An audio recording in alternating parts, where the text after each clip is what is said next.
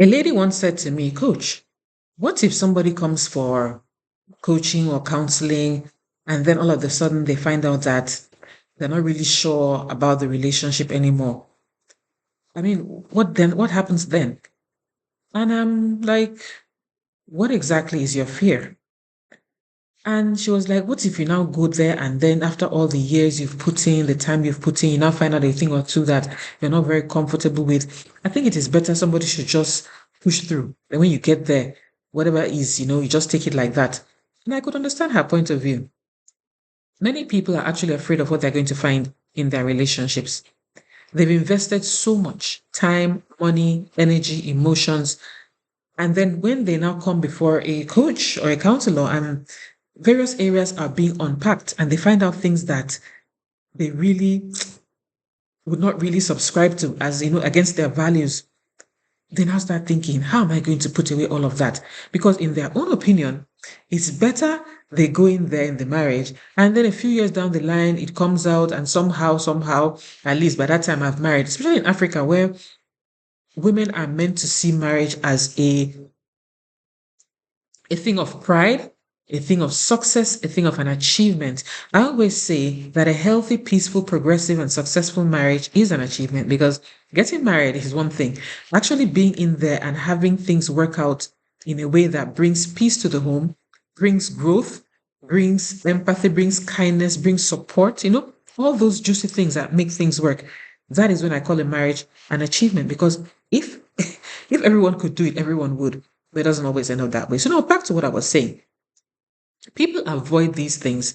They don't want to hear the likely areas of misalignment. And they forget to realize that when these things are found out, it's easier for you to start working on them, working towards them as a couple and as a team, than for you not to know about it at all.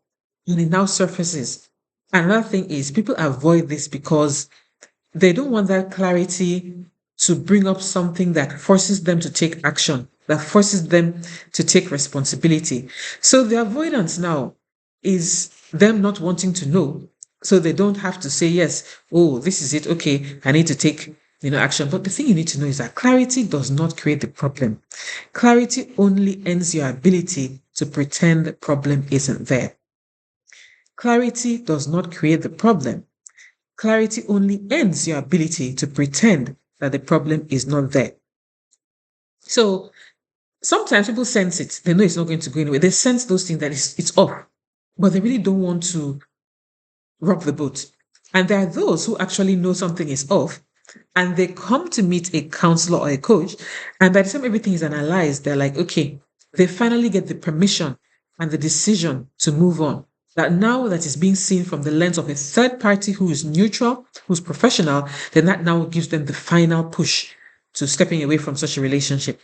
And this, of course, happens both ways, both for men and women. You find yourself stuck in something, you're trying to blind your eyes to the things that you know are there. You don't want to get any professional help because you don't want to rock the boat and all of that and all of that. I understand. I do.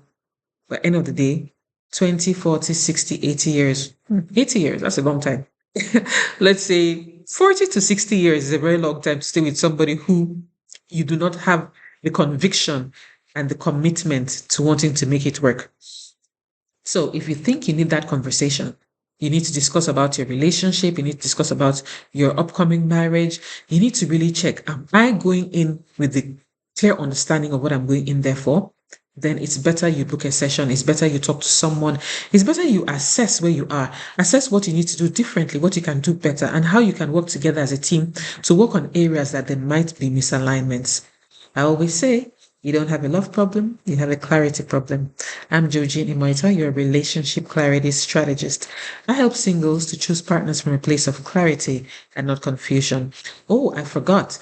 Please, if you have not subscribed, please do so. So anytime a video drops, you are going to be one of the first to get notified. And also click the notify button so that once it drops, you will also receive it. Thank you for watching till this point and have a lovely rest of the day.